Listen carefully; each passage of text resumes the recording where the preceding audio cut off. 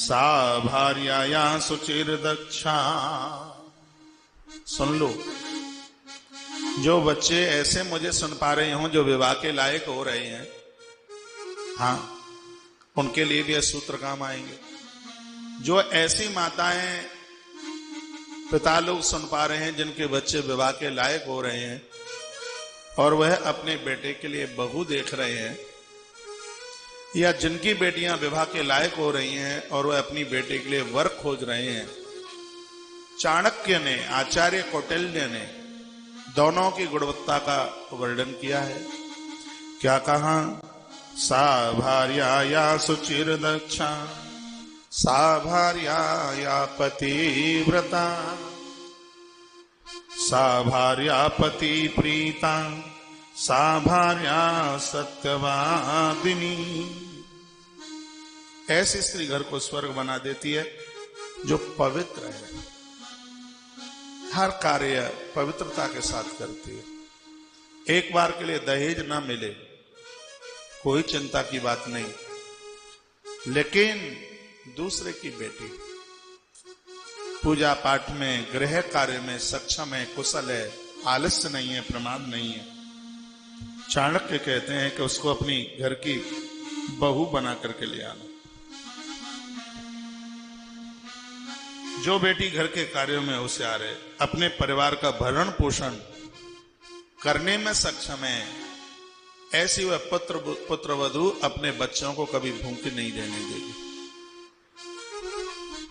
पति को चाहिए कि ऐसी पत्नी का वह सम्मान करे।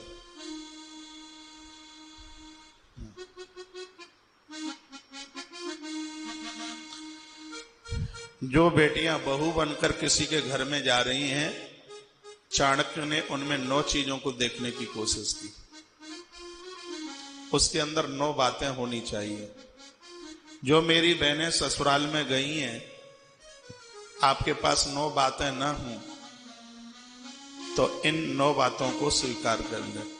अब आप कहोगी ये सब बातें हमारे ही लिए हैं, चिंता मत करो, तुम्हारे लिए 9 बता रहा हूं, मर्दों के लिए 10 बताऊंगा अभी, हाँ, ज्यादा ही बताऊंगा। 9 बातें कौन कौन सी हैं? घर की बात बाहर न बताए। कितना भी लड़ाई हो, झगड़ा हो, गरीबी हो, दरिद्रता हो, कर्जा हो, औरों को तो छोड़िए, जन्म देने वाली अपनी मां को भी न बताए। ऐसी देवियां घर को स्वर्ग बना देती हैं। ऐसा तो भगवान कपिल ने भी भागवत जी में मां के सामने नारी गुण में वर्णन किया है। पहली बात बताइए, घर की बात बाहर ना बताए। दूसरी बात है उसके अंदर वफादारी हो, परिवार के लिए मर और मिटने का सामर्थ्य रखती हो। ये दूसरा गुण है उसके पास। तीसरी बात है पति के ऊपर कष्ट आए तो सब तरह से उसके लिए वह समर्पित हो। देखा है वो देवी भागवत में राजा हरिश्चंद्र की कथा आती है। माता तारा अपने पुत्र को लेकर काशी के बाजारों में विक्रय कर दिया। सर्वाभावेन पति का सुख और दुख उसका अपना सुख दुख है, उसका मान और अपमान उसका अपना मान अपमान है। ये तीसरी बात बताई आचार्य ने। दूसरी बात, तीसरी बात बताई कि स्वभाव घरेलू हो, कितनी भी पढ़ी लिखी हो, परिवार में सेट। घरेलू का मतलब है वो ये लगे ही नहीं कि दूसरे घर से आई है, ससुराल के लोगों में जाकर के घुल मिल जाए, घरेलू स्वभाव। कभी उसके अंदर से ऐसी भाषा ना बोले कि मेरे पापा के पास 10 लाख की गाड़ी है, तुम्हारे पास क्या टूटी फिट फिट।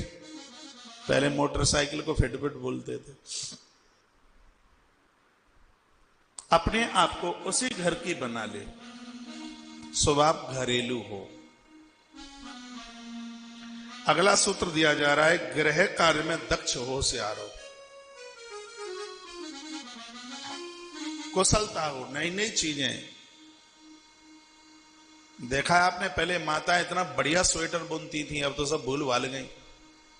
कथा भी सुनती रहती थी, स्वेटर भी बुनती रहती थी, पानी का घड़ा भी सिर के ऊपर रखा रहता था, सलाई भी चलती थी रहती।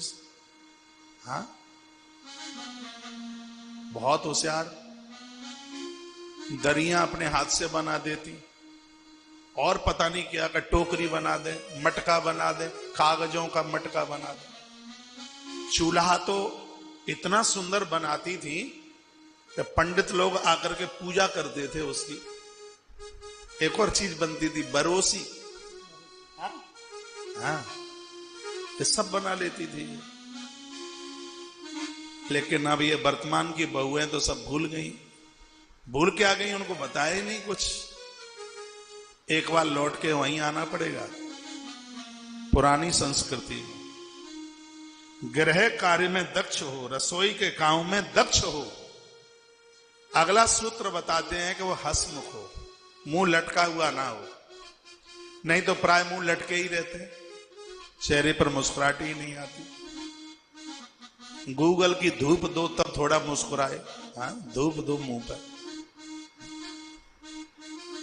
हंसमुख हो, चेहरा मुस्कुराता हुआ, पराई ना लगे अपनी लगे। मैं टोटली बात महात्मा चाणक्य की बोल रहा हूं, बहुत अनुभवी है, कौटिल्य।